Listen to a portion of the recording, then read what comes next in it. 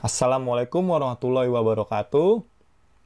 Halo teman-teman, sebelum kita mulai pembahasan kita kali ini, pertama saya mau ngucapin terima kasih banyak buat teman-teman yang udah senantiasa kembali mengunjungi channel ini, dan juga buat teman-teman yang baru pertama datang ke channel ini. Kalau kalian menyukai video-video pembelajaran di channel ini, silakan diberikan like, dan kalau ada yang mau didiskusikan atau mau ditanyakan, silakan isi di kolom komentar, jangan malu-malu. Dan yang terpenting jangan lupa di subscribe. Ya, subscribe itu mudah, tinggal klik dan gratis. Oke, terima kasih banyak teman-teman. Langsung aja kita mau bahas himpunan semesta. Ini topik pertama kita. Jadi sebelumnya kita udah kenal beberapa himpunan yang spesial, himpunan bilangan, ya kan? Ada juga himpunan kosong yang nggak punya elemen sama sekali. Kali ini adalah himpunan semesta. Nah, himpunan semesta sebenarnya nggak ada definisi yang presisi banget. Intinya himpunan semesta itu adalah suatu himpunan yang memuat semua elemen-elemen atau anggota yang dibicarakan. Ya, jadi tergantung sama topik yang sedang dibicarakan. Ya, saya sendiri pun juga baru mengenal himpunan semesta, juga bertanya-tanya, lah kok namanya semesta? Apa jangan-jangan ada kesamaan ya sama kayak alam semesta ini? Nah, rupanya nggak ada hubungannya rupanya. Ya, mungkin kalau kita mempertimbangkan suatu himpunan sebagai himpunan bagian dari himpunan yang lebih besar, ya kan? Jadi kalau teman-teman punya suatu himpunan, misalkan isinya 2, 3, 5, pasti bagian dari himpunan yang lebih besar lagi. Ya, apapun lah elemennya, kita bisa membuat himpunan yang lebih besar lagi yang mencakup itu.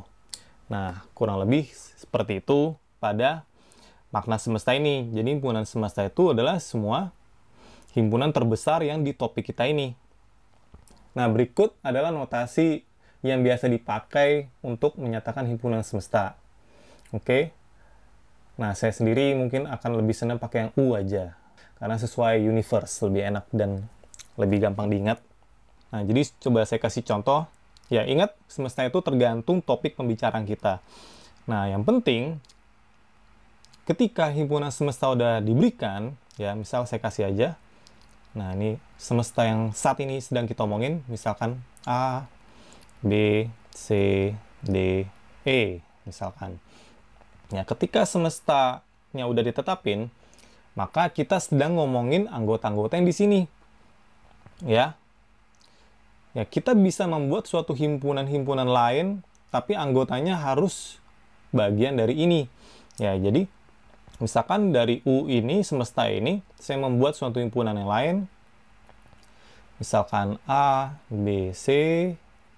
Ya, saya bisa bikin himpunan yang lain. Misalkan B, itu katakanlah C sama D. Ya, kurang lebih gitu. Biasanya kita menggunakan suatu lingkaran pada diagram Venn untuk menyatakan area atau ruang buat suatu himpunan. Ya, jadi misalkan himpunan A, ya lingkaran A, berarti itu kan ruang buat elemen-elemen A berada. Nah, kalau himpunan semesta biasanya pakai bentuk segi 4 seperti ini, atau persegi panjang, ya. Nah, disinilah ruang semua anggota ini berada, A, B, C, D, E. Nah, kalian boleh naruh A di sini, B di sini, C di sini, terserah. Yang penting nggak keluar dari ruang ini loh ya. Nah, ketika himpunan-himpunan sudah ditetapkan himpunan bagiannya seperti A, ya kan, A, B, C, B, ya mungkin kita bisa bikin seperti ini. Nah, ini yang A, saya bikin lagi buat yang B, kurang lebih sama lah ya. Nah, kalau kita lihat A sama B ada irisannya C nih ya, irisannya, ya kan? Jadi mungkin saya bisa nulis C di sini. Ya, lalu di sini A, sini B. Lalu di sini D. Oke. Lalu apa yang belum? E. E kan nggak masuk di A, nggak masuk di B. Berarti E jangan kita taruh di sini. Ya. Ya, E kita taruh di manapun. Dimanapun di ruang universe ini. Mau taruh di sini boleh, ya. Mau taruh di sini juga boleh, silakan. nggak masalah. Tapi kalau teman-teman taruh di sini salah.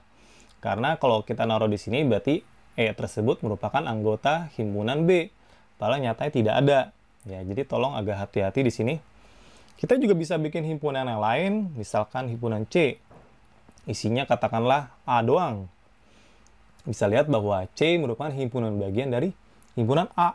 Karena semua anggota C adalah anggota A. Jadi mungkin saya bisa bikin lingkaran lagi di sini. Nah, ini adalah ruang untuk himpunan C. Isinya satu anggota doang, yaitu A. Oke. Nah, kalau kita bikin suatu himpunan yang topiknya masih ini, seperti katakanlah A, B, sama F, sama 5. Nah, ini baru nggak boleh. Ya. Karena F sama 5 ini bukan bagian dari universe kita ini, bukan dari semesta. Ya, kalau semestanya udah ditentuin dan kita lagi topiknya ini, ya, ingat kita hanya membicarakan anggota-anggota di sini. Jadi kita nggak bisa membuat himpunan seperti ini di ruang U ini. Oke, jadi mungkin kalau lagi di keseharian kita bisa bilang nih out of topic lah ya, karena nggak sesuai topiknya. Oke, cukup mudah dipahami lah ya himpunan semesta ini.